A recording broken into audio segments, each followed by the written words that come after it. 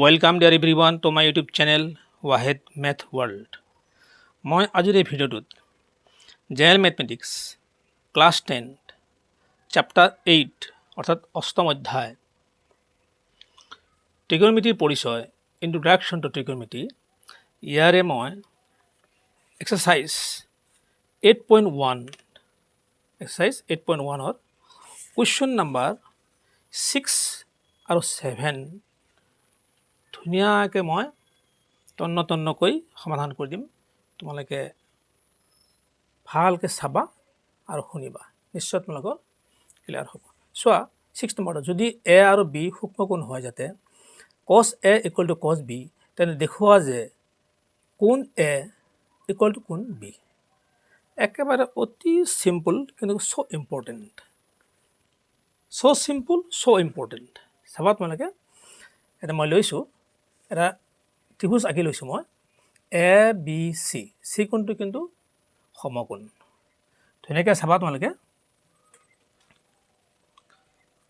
এতিয়া cos a মান চাবা, এতিয়া এই ভূমি বাই কৰ্ণ, cos a হ'ল ভূমি বাই কৰ্ণ, গতিকে C A by A B.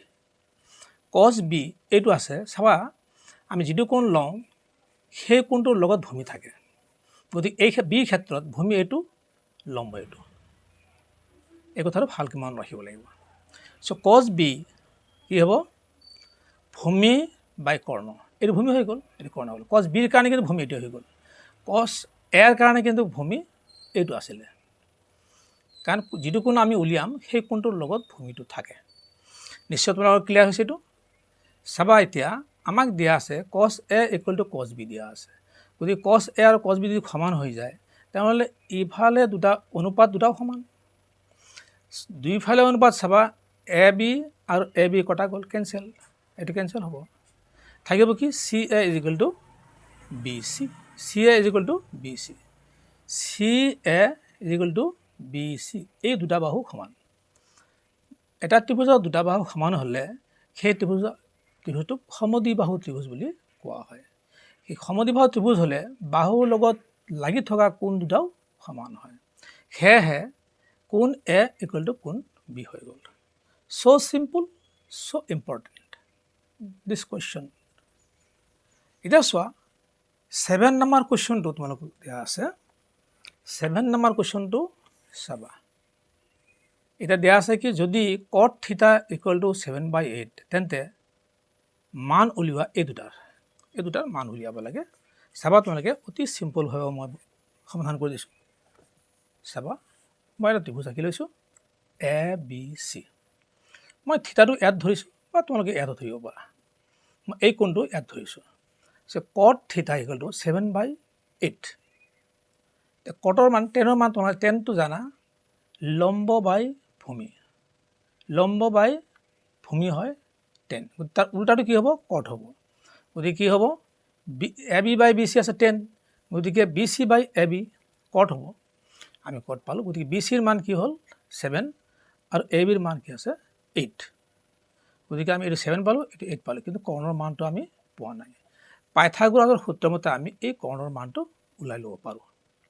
চাবা এছ ইজ ইকুৱেল টু, এইটো কৰ্ণ, S is equal to A B square plus B C square, এই দুটা এ বি স্কোৱাৰ মানে 8 স্কোৱাৰ এইটো, আৰু বি চি স্কোৱাৰ 7 স্কোৱাৰ, 8 গুণ 64 প্লাছ 7 গুণ 49, এই দুটা যোগ কৰিলে 113 হয়, 113 হ'ব।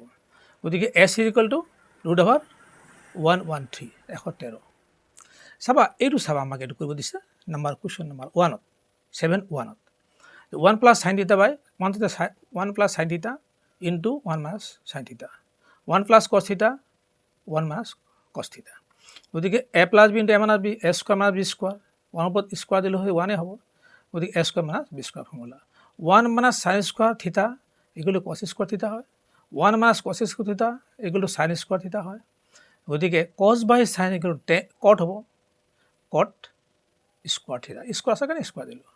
কছ বাই চাইন হ'লে কি হ'ব, কট হ'ব, চাইন বাই কছ কি আছিলে 10 আছিলে, গতিকে কছ বাই চাইন কট হয়, কট স্কোৱাৰ থিটা। এতিয়া চাবা আমাক কিন্তু এইটো কট আছে, কটৰ মান কি দিয়া আছে 7/8, তো কট স্কোৱাৰ থিটা মানে কি, 7/8 স্কোৱাৰ, গতিকে 7 7 গুণ 49 আৰু 8 গুণ 64। নিশ্চয় তোমালোকৰ ক্লিয়াৰ হৈছে। ছেকেণ্ড কুৱেশ্যনত কি দিয়া আছে আমাক? কড স্কোৱাৰ থিটা উলিয়াব দিছে। ছেকেণ্ড কুৱেশ্যনটো তোমালোকে চাবা, ইয়াতে দিছে কড স্কোৱাৰ থিটা। গতিকে যিহেতু আমি কড স্কোৱাৰ থিটা ইতিমধ্যে ওলাই লৈছোঁ, গতিকে কড স্কোৱাৰ থিটা মানে কি সেইটোৱে হ'ব এনচাৰ। গতিকে 49/64। নিশ্চয় তোমালোকৰ ক্লিয়াৰ হৈছে, এইটো ভাল লাগিছে। ভিডিঅ'টো চাই কেনে লাগিল কমেণ্টত জনাবা, এটা লাইক দিবা, বেছি বেছিকৈ শ্বেয়াৰ কৰিবা। কুৱেশ্যনটো এটা চ' ইম্পৰ্টেণ্ট, সেইকাৰণে শ্বেয়াৰ কৰিব ক'লোঁ। কিন্তু চেনেলটো ছাবস্ক্ৰাইব কৰিবলৈ নাপাহৰিবা। Wait for my next videos. Thank U.